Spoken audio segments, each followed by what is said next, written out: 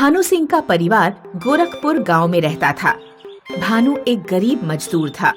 कभी कभी उसे काम नहीं मिलता था, इसलिए घर का खर्चा चलाने के लिए उसकी पत्नी गीता को भी बड़े घरों में काम करने जाना पड़ता था। गरीबी के कारण उनके घर अक्सर लड़ाई होती रहती थी। चंदू की पैंट फट गई है, उसके लिए एक नई पैंट तो ला दो। ये रोजाना गेंद बल्ला खेलने जाता है, तभी नीचे से अपनी पैंट फाड़ लाता है। अभी परसों ही मैंने उसकी पैंट ऊन से सिली थी। उसे सिल कर कब तक पहनता रहेगा? एक नई पैंट ला दो। ये पैंट छोटी हो गई है, इसलिए उसे आती नहीं।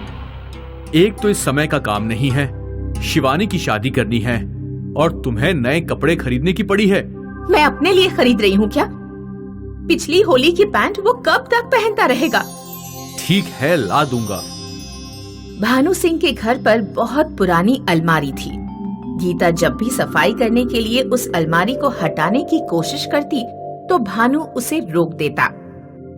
यह अलमारी मेरे पूर्वजों की एकमात्र निशानी है।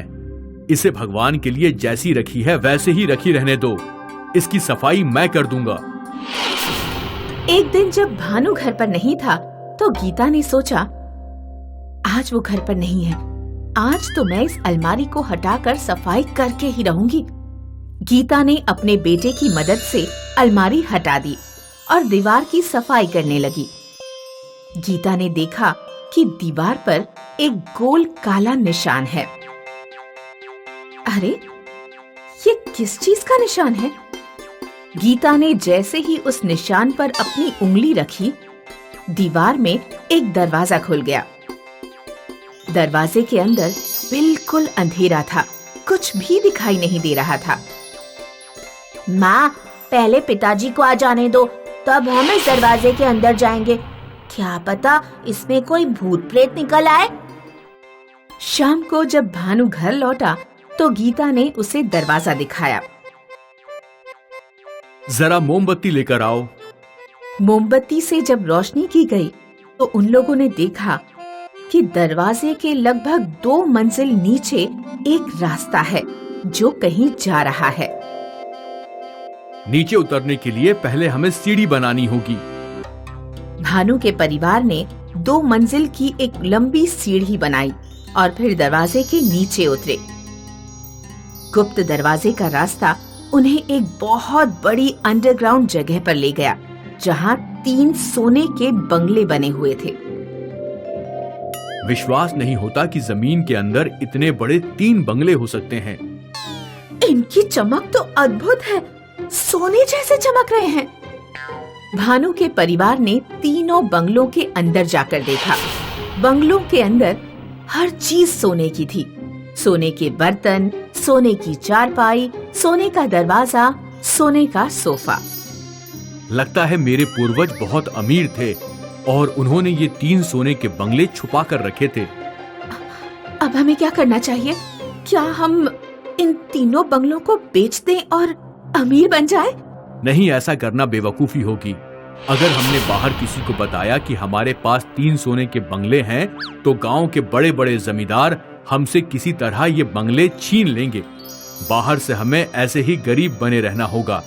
इन बंगलों का सोना हम धीरे धीरे इस्तेमाल करेंगे। शिवानी बिटिया को नानी के घर से बुला लो, उसकी शादी का इंतजाम हो गया है। और तुम काम पर जाना बंद कर दो। सिर्फ मैं काम पर जाता रहूंगा ताकि गांव में किसी को शक न हो। सोने के बंगले मिलने से भानु की गरीबी दूर हो गई। भानु कोई दिखावा नहीं करता था और दूर के गांव जाकर हर महीने थोड़ा थोड़ा सोना बेच आया करता था। पापा, मेरी शादी पूरे धूमधाम से होनी चाहिए। इतनी शानदार शादी करो कि पूरा गांव देखता रह जाए। बेटी, अगर हमने ज्यादा खर्च किया तो गांव के लोगों को शक हो सकता है और हम मुसीबत में फंस सकते हैं। मुझे कुछ नहीं पता, कोई मुसीबत नहीं आएगी। क्या आप तीनों बंगले चंदू के लिए छोड़ देंगे? मेरी शादी एक ही बार होनी है, तो फिर उसमें कंजूसी क्यों? भानु की बेटी जिद पर अड़ गई, इसलिए भानु को उसकी शादी खूब धूमधाम से करनी पड़ी। इतनी शानदार शादी को देखकर गांव के लोग आश्चर्यचकित रह गए। गांव में इस बात की चर्चा होने लगी कि आखिर एक मजदूर इतनी अच्छी शादी कैसे कर सकता है। अरे भाई भानु, तुमने अपनी बेटी की इतनी बढ़िया शादी कैसे कर दी? हमें तो बड़ा आश्चर्य हो रहा है। पंडित जी, मैं 10 साल का था तब से मजदूरी कर रहा हूँ। मैंने एक एक पैसा अपनी बेटी की शादी के लिए जोड़ कर रखा था। मैंने मकान नहीं बनवाया और सारा पैसा अपनी बेटी की शादी में खर्च किया। अच्छा, तो ये बात है। लेकिन तुमने बहुत अच्छा काम किया। हमने ऐसा खाना कभी नहीं खाया था। गांव में मोटू पतलू नाम के 2 चोर रहते थे। उन्होंने अक्सर भानु को शहर जाते देखा था। पतलू भाई, कोई ना कोई गड़बड़ तो जरूर है। एक तो ये भानु हर महीने शहर जाता है और फिर इतनी महंगी शादी। इसके घर पर फ्रिज, कूलर, टीवी सारे आइटम हैं। मजदूरी में इतनी कमाई कैसे हो सकती है? ठीक कहा, हमें इसके घर की तलाशी लेनी चाहिए। एक दिन जब भानु घर पर नहीं था तो मोटू पतलू कपड़े बेचने वाले बनकर भानु के घर में घुस गए। उन्होंने नशीले रुमाल से गीता और चंदू को बेहोश कर दिया। पूरे घर की तलाशी लेने पर उन्हें गुप्त दरवाजा मिल गया। लगता है इस दरवाजे में ढेर सारी दौलत रखी हुई है। मोटू पतलू ने बिना देखे अंधेरे में ऐसे ही पैर बढ़ा दिया और वे दोनों 2 मंजिल से नीचे जा गिरे। शाम को जब भानु घर लौटा तो उसने देखा कि गीता और चंदू बेहोश पड़े हैं। भानु ने पानी के छींटे मारकर उन दोनों को उठाया।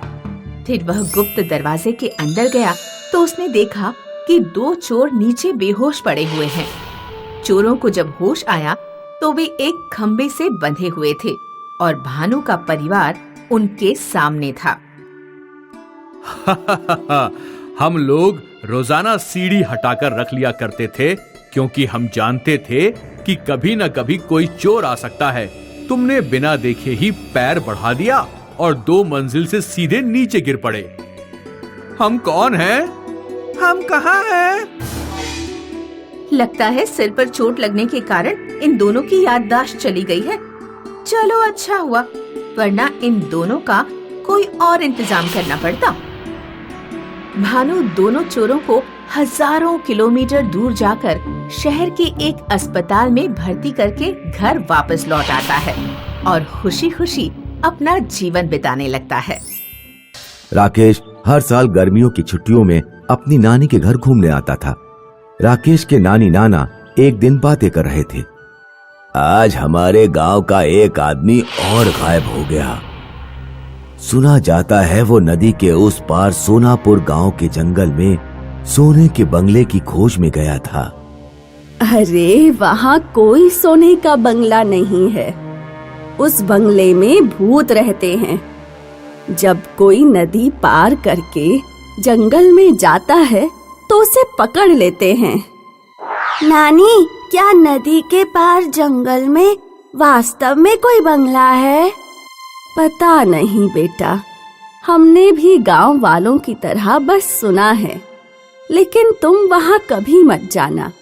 लेकिन नानी, नदी में तो नाव चलती है। सोनापुर और हमारे गांव के लोग एक दूसरे के गांव में आते जाते रहते हैं। क्या सोनापुर के लोगों ने भी बंगला नहीं देखा? अरे बेटा, बहुत पहले एक ऋषि ने बताया था कि वो बंगला मायावी है, किसी को दिखाई देता है और किसी को नहीं। छुट्टियां खत्म होने के बाद राकेश शहर में अपने घर आ जाता है। एक दिन पूरे शहर में भूकंप आता है। राकेश एक छोटी सी टेबल को अपने सर पर रखकर किसी तरह घर से बाहर निकल आता है, लेकिन और कोई उसके घर से बाहर नहीं निकल पाता। घर गिर जाता है और सारे लोग मर जाते हैं। राकेश के नाना नानी राकेश को अपने यहाँ गांव में ले आते हैं। नाना नानी बहुत गरीब होते हैं, इसलिए राकेश की पढ़ाई नहीं हो पाती। जब राकेश बड़ा हो जाता है तो उसके नाना नानी कहते हैं, बेटा राकेश, अब तुम शादी कर लो, यही हमारी अंतिम इच्छा है। राकेश की शादी हो जाती है और उसके नाना नानी का स्वर्गवास हो जाता है। राकेश की पत्नी 2 बच्चों को जन्म देती है, एक लड़का और एक लड़की। राकेश अपने परिवार का पालन पोषण करने के लिए अपने गांव और सोनापुर गांव के बीच नाव चलाने का काम करने लगता है। वो रोजाना सवारियों को इस पार से उस पार ले जाता और फिर उधर से भी सवारियों को भर कर लाता। तभी वो देखता है कि नदी में एक हिरण डूब रहा है। राकेश तुरंत नदी में छलांग लगा देता है और डूबते हुए हिरण को बाहर निकाल कर किनारे पर ले आता है। हिरण जंगल की तरफ भाग जाता है। राकेश को जंगल में कोई चमकती हुई चीज दिखाई देती है। जब वो आगे जाकर देखता है तो वो हैरान हो जाता है और एक बहुत बड़ा सोने का बंगला उसकी आंखों के सामने होता है। ये वही मायावी सोने का बंगला है जिसकी कहानियां मैं बचपन से सुनते आ रहा हूं, लेकिन आज कैसे ये मुझे दिखाई दे रहा है? मैं तो यहां रोजाना आता हूं। राकेश बंगले के अंदर जाता है। बंगले में से एक आवाज आती है, तुम्हारा स्वागत है राकेश। मैं सोने का बंगला हूं। अगर तुम इस बंगले में अपने घर की 10 साल पुरानी कोई भी चीज लाकर छुओगे तो वो सोने की हो जाएगी। मैं तो तुम्हें बचपन से ही ढूंढ रहा हूं, लेकिन तुम आज ही क्यों दिखाई दिए? मैं उसी व्यक्ति को दिखाई देता हूं जो किसी की मदद करते हैं। आज तुमने डूबते हुए हिरण को बचाया, इसलिए मैं तुम्हें दिखाई दे रहा हूं। राकेश तुरंत अपने घर जाता है और अपने घर पर लगे अनार के पेड़ से कुछ अनार तोड़कर बंगले में ले आता है। अनार तुरंत सोने के हो जाते हैं। फिर राकेश अपने घर से चारपाई उठाकर बंगले में ले जाता है। चारपाई भी सोने की हो जाती है। अब राकेश जब भी सवारियों को लेकर नदी के उस पार जाता तो अपने घर से कोई ना कोई सामान साथ में ले जाता और उसे सोने में बदलकर वापस घर ले आता। राकेश सोने को लेकर सुनार के पास जाता। सुनार काका, बताइए सोने के रिमोट कितने पैसे के देंगे? पूरे 50,000। इस तरह राकेश ने अच्छे खासे पैसे अपने घर में जमा कर लिए। एक दिन राकेश के मन में लालच आ गया। उसने सोने के बंगले वाली बात अपनी पत्नी को बताई और उससे कहा, देख, हमारे घर पर तो 10 साल पुरानी जितनी भी चीजें थीं, मैं उन सबको सोने में बदल चुका हूँ। अब तू पड़ोसी रेखा के घर पर चली जा। उसके घर में बहुत पुराना एक बड़ा सा बक्सा रखा हुआ है। तू किसी तरह रेखा को उसके घर से बाहर ले जाना और फिर मैं उसके घर जाकर बक्सा चुरा लूंगा। अगर वो बक्सा भी मैंने सोने में बदल लिया तो हम मालामाल हो जाएंगे और गांव में सबसे बड़ा घर बनाएंगे। राकेश की पत्नी अपनी पड़ोसी रेखा के घर जाती है। अरे रेखा, तुम्हें पता है क्या, बाजार में एक साड़ियों की नई दुकान खुली है। सभी लोग वहाँ से साड़ियाँ लेकर आ रही हैं। आज मैं भी जा रही हूँ, तुम भी मेरे साथ चलो। रेखा राकेश की पत्नी के साथ बाजार चली जाती है। राकेश चुपके से रेखा के घर में घुसता है और बक्सा चुराकर अपने घर रख लेता है। अगले दिन राकेश और उसकी पत्नी बक्सा उठाकर नदी के उस पार महल में ले जाते हैं। जैसे ही वो दोनों बक्से को लेकर बंगले में घुसते हैं, बक्सा तो सोने का नहीं बनता, लेकिन राकेश की पत्नी सोने की बन जाती है और बंगला एकदम से गायब हो जाता है। राकेश रोने लगता है। हे भगवान, ये मेरे साथ क्या हो गया? मेरी पत्नी अब कैसे जिंदा होगी? मैं क्या करूं? तभी एक सांप वहां आता है और राकेश से कहता है, मैं 1000 साल से जिंदा हूँ। तुमने लालच किया और अपने पड़ोसी का बक्सा चुरा लिया, इसलिए बंगला गायब हो गया और दंड के रूप में उसने तुम्हारी पत्नी को सोने का बना दिया। मुझे माफ कर दीजिए, मुझसे बहुत बड़ी गलती हो गई। मुझे लालच नहीं करना चाहिए था। मैं वादा करता हूँ अब जिंदगी में कभी लालच नहीं करूंगा और ये बक्सा भी अपनी पड़ोसी को लौटा दूंगा। फिर सांप राकेश की सोने की पत्नी को असली पत्नी बना देता है। दोस्तों, इस कहानी से हमें ये शिक्षा मिलती है कि हमें अपने जीवन में लालच नहीं करना चाहिए।